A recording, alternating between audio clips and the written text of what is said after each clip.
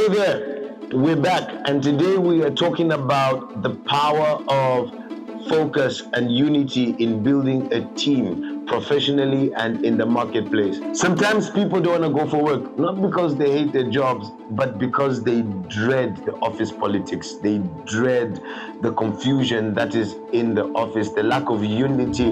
Today we're talking about it on Talks with Pemba, how to build a strong united team for the best results, how to grow your network as a young professional or business leader. We are here for it on Talks with Pemba. Let's go!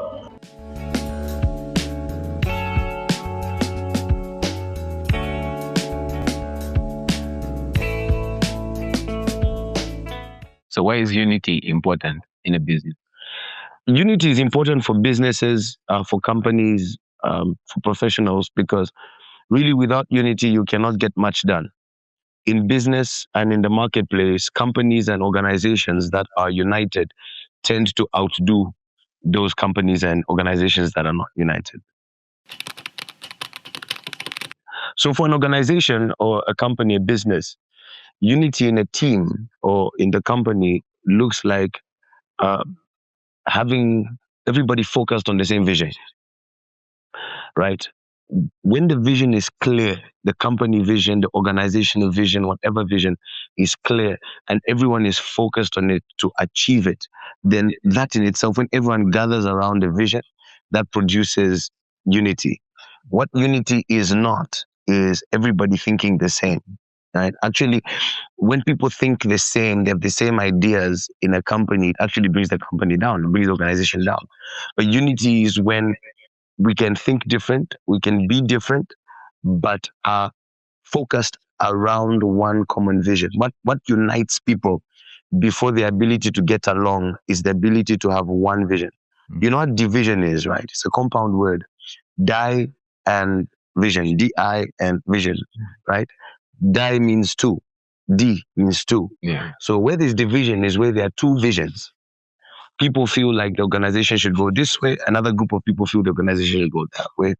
And poof, division comes and the organization fails to go anywhere. So is it then important for me as a person working at the company, an employee, to fully understand the company's vision, or I can just work based on tasks that I'm given? No, I mean from an employee perspective, if you're a professional and you're an employee, and you are interested in your team, your overall team having success, you have to understand the vision of the organization, truly, and you have to also understand the vision of your department. Whatever department that you're in, understand the vision. So understand the vision of the company, understand the vision of your department, understand the vision of your team lead, both for long-term and short-term goals, because then you are going to have a meaningful contribution to that place.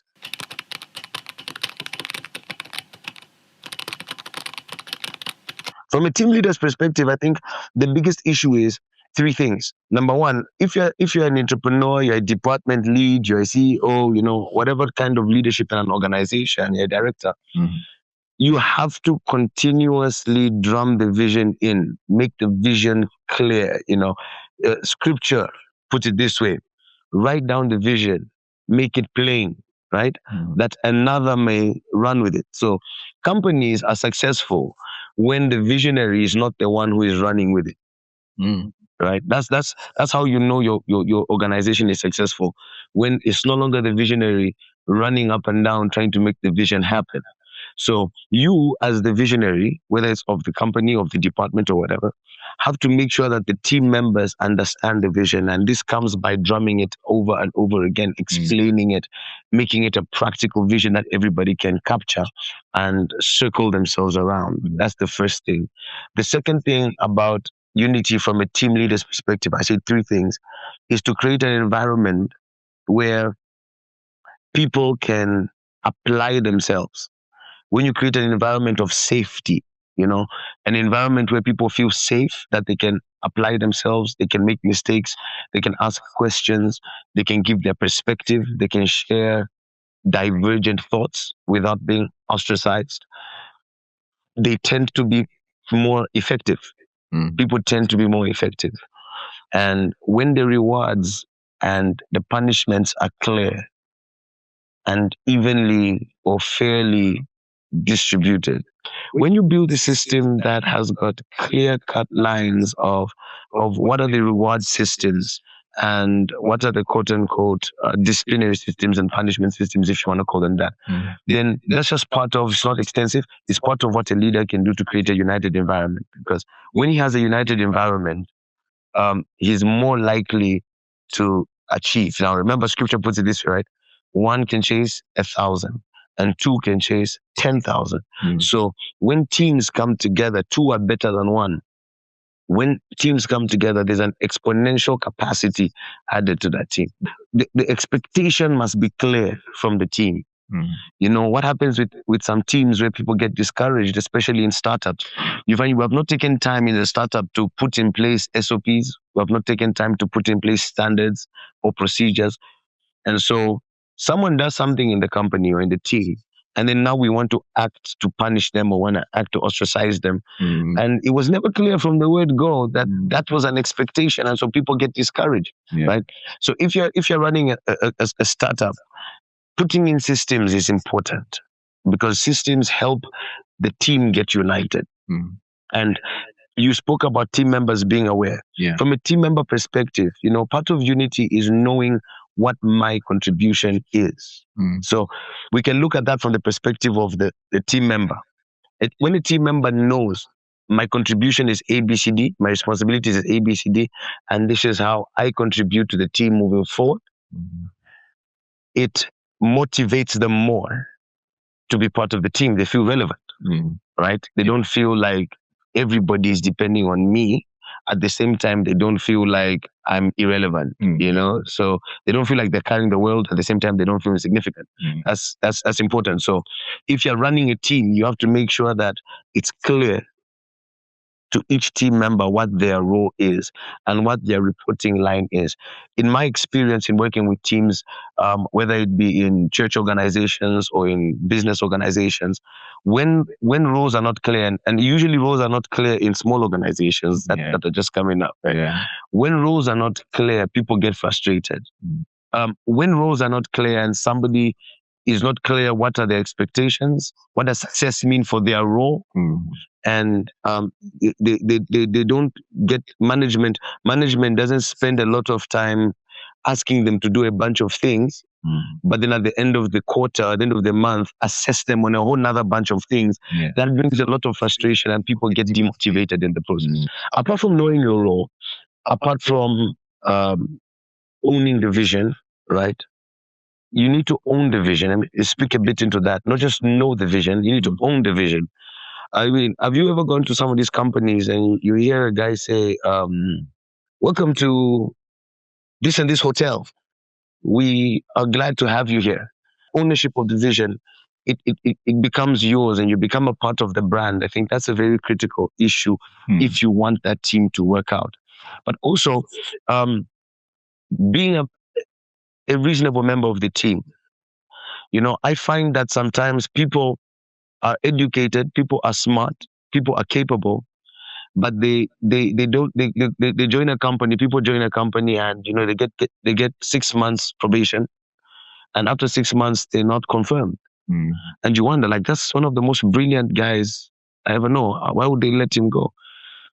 He's a horrible team player. You know, some people are just annoying and frustrating. You know, they are rude and they're disrespectful and they're self-centered and they lie and, you know, all sorts of stuff like that. So I think if you want to participate in a team and be effective in it, apart from the skills that you have in terms of your work and your degree, you also need a lot of people skills.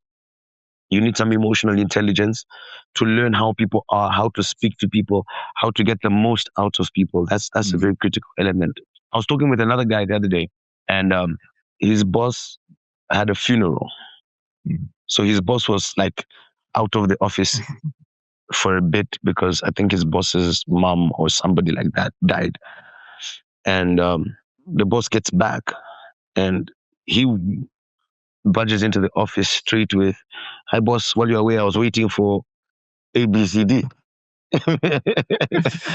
You know, just like straight on to it. And unfortunately, the boss is just one of those sensitive types. And that's part of emotional intelligence, to understand what is the nature of my boss, what's the nature of my colleague.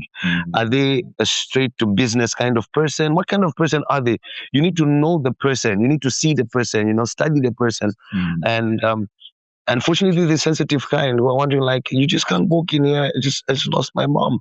And the boss's perspective of him was that he's insensitive, and he's got no heart, and he's not interested in, and he just did not receive the kind of favor that he should have received. I'll tell you this: in organizations, and we're talking about teamwork, but we can go deeper into these things. In organizations, sometimes you are going to get more favor and promotion from your character and your behavior than you will from your expertise. Because at some point, everyone has got the same diploma, everyone has the same degree, everyone has the skill set. Now they're looking for who is easy to work with, who's not so ridiculous to work with, and who's likable. Yeah. And if you do a bit of research, you'll discover that likable characters get more promotions, get more opportunities, get more open doors than people who are very skillful but less likable. So know your office, know who your supervisor is, know what kind of person they are, know when to speak to them and when not to speak to them, when to bring up a social conversation, when not to bring up a social conversation, how to bring up a professional conversation. You have to know that. Otherwise, you find your contracts don't get renewed because you did not see the importance of being socially intelligent and being a part of a team. Unity in a workplace is more than just, it is understanding the vision, but it's more than just on the work side of things. It's more even in interpersonal relationships with everyone. Yes, there's a concept in football called team chemistry. And I think teams that have football players, or even any sport, I guess, football players that get along off the pitch chemistry, who understand each other off the pitch, tend to play well or play better together on the pitch. They kind of get each other, they understand each other. This guy knows when to pass the ball to that guy, and when they score, they hug each other. That chemistry causes them to attain their goals even more. That's why people go for team building exercise. I know that, in our modern time, team building exercises have become something that some people do just to finish the funding. Like, the end of the year has come and we need to finish our funding. Yeah. We need to finish our funding. Let's go for a team building exercise. Yeah. But real team building exercises, if done well, are meant to produce chemistry within the team. They're meant to remove any form of animosity or any social gaps that may be there because, of the different dynamic, be it age or culture or different backgrounds or educational backgrounds. And when those things are removed and a team works, it no longer becomes an organization, it becomes an organism. It begins to flow together. The best example I can give, and I'm sorry to give another football example, is there was a Barcelona team at its height of tiki-taka, right? This team was like unstoppable. Yeah. Right? And this team went up to Old Trafford to play, and I remember when Rooney was there. I think when Rooney scored a goal, but Yeah. I'm a Man U fan.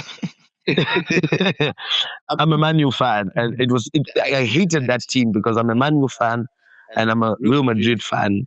And in that season, we knew that you're just not beating Barca. There's no way. There's no way. And at the time, Real Madrid had all the great names. They had great players and great coach. I think Jose Mourinho was a coach there once in that particular season. But this thing moved like an organism. It wasn't individual players. It wasn't based on individual brilliance. The amount of team chemistry that was there in that tiki-taka Barcelona team is like it moved as one animal. The individual pieces vanished into this One thing. and it was just unstoppable, And if a company can get there, an organization can get there, a church can get there, whatever it is that you're running, it can get there if you put in the work. It won't happen naturally. You have to put in the work.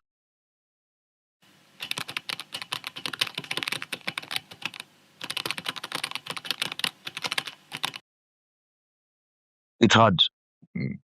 First of all, Noble, to say a company that has mastered unity, because I don't think there's any company that has ever mastered unity.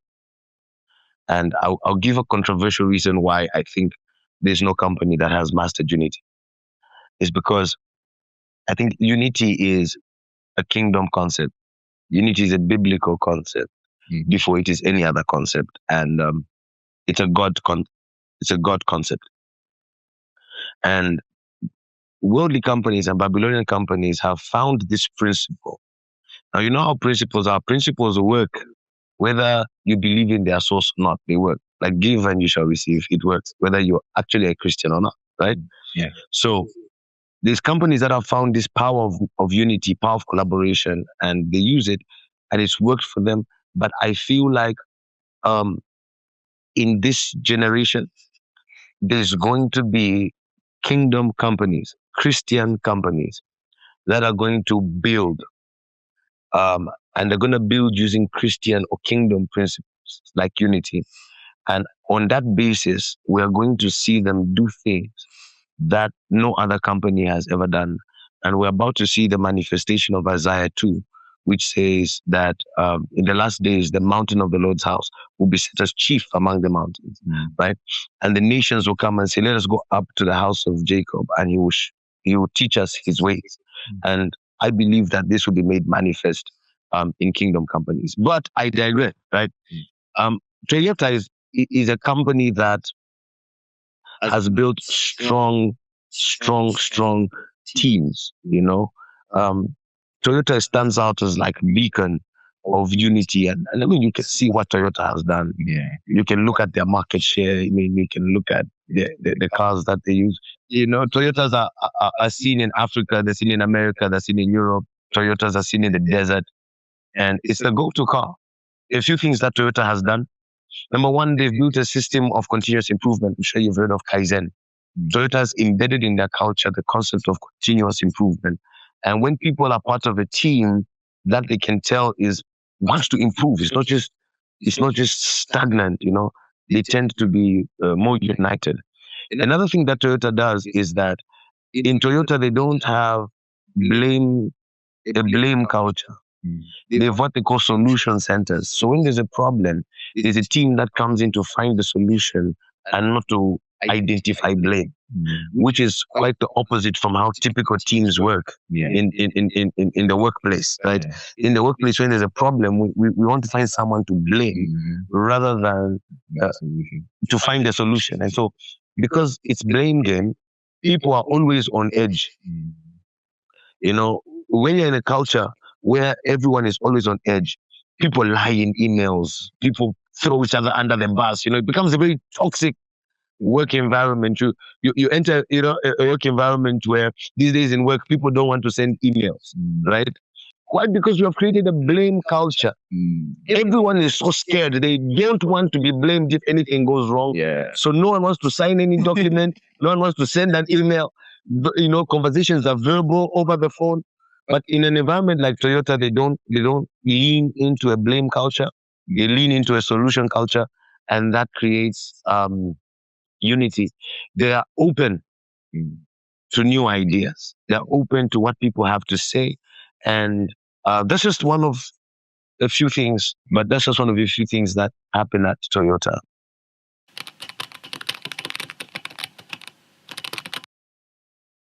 I mean, the number of companies that have failed to build a culture and to build a strong, united culture, and we have seen them fail, are many. But we can look at Nokia. You know, there's a point where Nokia was dominant. Yeah. You know, it was the phone to have. Yeah. You know, I remember the first phone I had was a Nokia 5110. This thing was huge like this, and it had an aerial at the top. I mean, this thing was a beast, you know. Yeah. And for a long time, if you thought phone, you thought Nokia. Yeah. And the next phone I had after a 5110 was a 3310, the famous brick. Famous brick. Yeah. Nokia was the phone. And as time went on, you know, they were the dominant ones. but something happened. They lost market. They lost the smartphone game, if you will. And when you peel back some of the environment, some of the things that were going on in Nokia, you discover that they had a very toxic environment. They were not open to new ideas, right? Team members did not feel valued. So quite naturally, these team members got picked up by different organizations. And one of the worst things that happen is if you're running an organization and you're failing to move forward with a set of people, and those same set of people join another organization and all of a sudden they move forward, you have to do some stock take about the kind of culture that was there. So those are interesting stuff coming out. I mean, just the fact that a place where ideas are not received, that type of culture, it doesn't produce unity, and then it can also not only just not produce unity, but also cause a company to lose its market share. So aside from that, I was just thinking about unity in a business space. What's the importance of networking? What's the importance of me going out and speaking to people? Is there really an importance? Is there power? There's power because remember, the scripture says, two are better than one, right? A threefold cord is not easily broken. The mystery of catching many fish versus catching one fish is that one string with one hook can catch one fish, but many strings intertwined together make a net, and that net can catch many fish. That's why it's called a network, right? Because when you have a network, you can catch more fish than you would if you would just be alone. Yeah. Right. Whether you're a business person, whether you're a professional, your network is important. Who you know is important, right? Whether you like it or not. If you're the most brilliant programmer in Zambia and no one knows you, great. You're a splendid accountant. I mean, you've got the mind of a genius, but no one actually knows that you have a mind of a genius. Great. When you go with that, there's a statement that it gets pushed around a lot by public speakers and motivational speakers. That is so cringe sometimes, but it's true. That your network will determine your net worth. It's so true that sometimes you're gonna walk into opportunities not because you're the best, but because someone knew you, someone picked you, someone says, "I like this guy." All of you are playing football and the scout just looks and I like that guy. Everyone is at the same skill level, but the scout just says, that guy, I like it.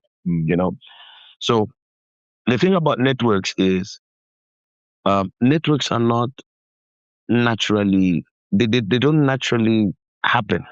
Your network must be deliberately and structurally built.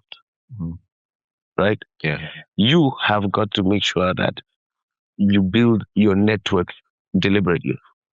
And how? Yes. The first thing is I must have something to offer. So whether I like it or not, in this wicked world, no one will like me for me, especially in the marketplace. There must be something I have to offer, right?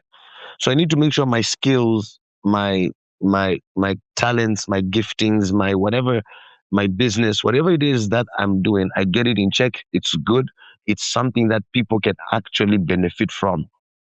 Stage one, right? Yeah.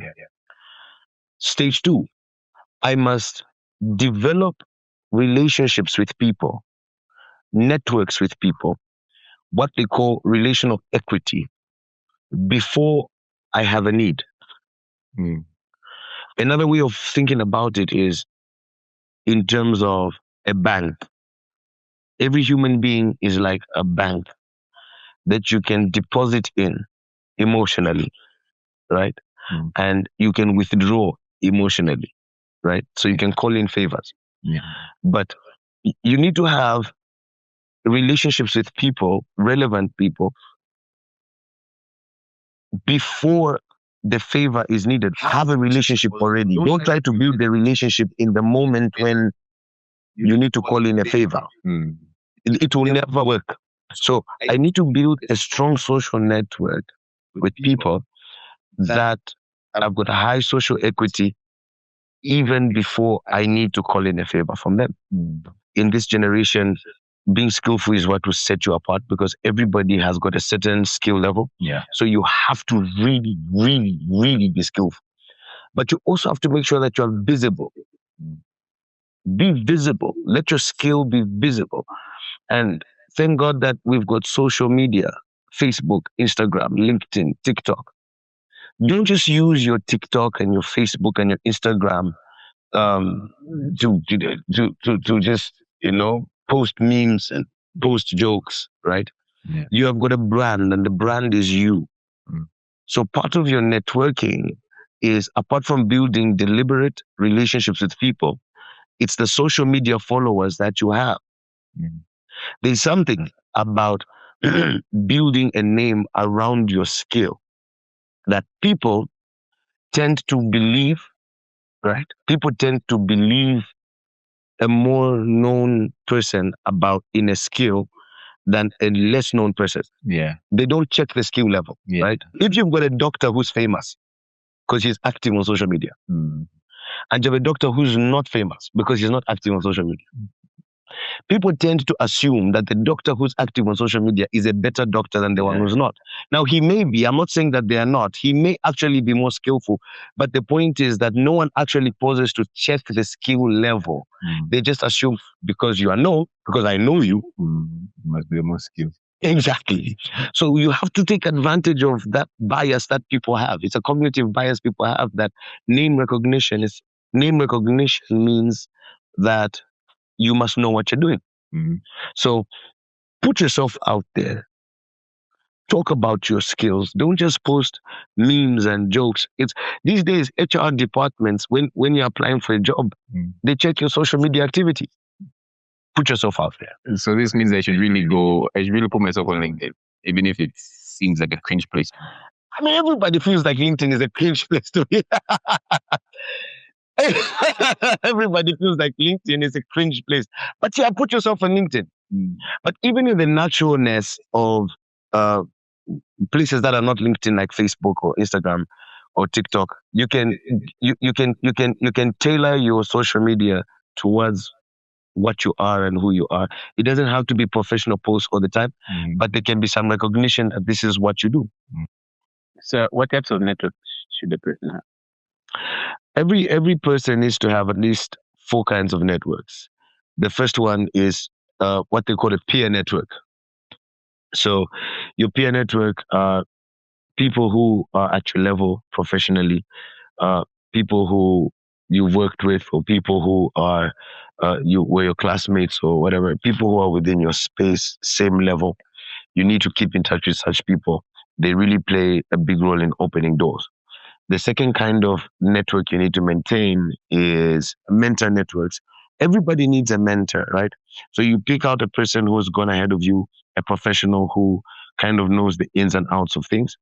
That person can give you a way and give you direction on how you can move in your career, right? The third kind of network that you need is what they call industry network. These are people who are within the same industry space as you. They'll keep you updated with what are the latest things happening, what are the latest inventions, what's really going on in your field, right? You need those kind of people. So the last kind of network is the opportunity network. These are people who are not necessarily your mentors. They're not your peers, but they're people who have access to high places. They're people who have access to new opportunities. They can open opportunity doors for you. They can play a role of sponsor sometimes to speak for you and get you through into doors. You need all 4 kinds of networks in order for you to move forward in life.